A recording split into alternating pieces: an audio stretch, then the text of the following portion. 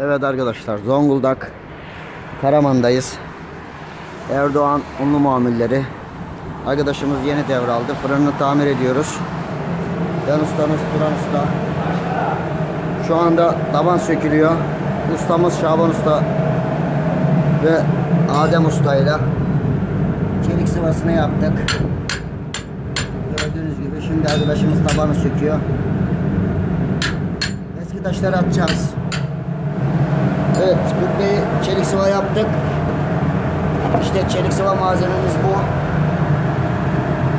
Bu yanardağ gülüdür. Özel bir malzemedir. 6000 dereceye dayanıklıdır. Kubbeye sürdüğünüz zaman 5 dakika sonra ilki bile kırmıyor.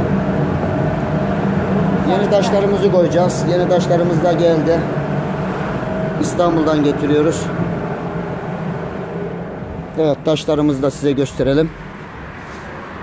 Çelik sıvamızı gösterdik. Bunlarla Türkiye'nin her yerinde tamir yapıyoruz.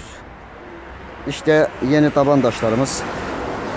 30'a 50'dir. 30 santim genişliği, 50 santim boyudur.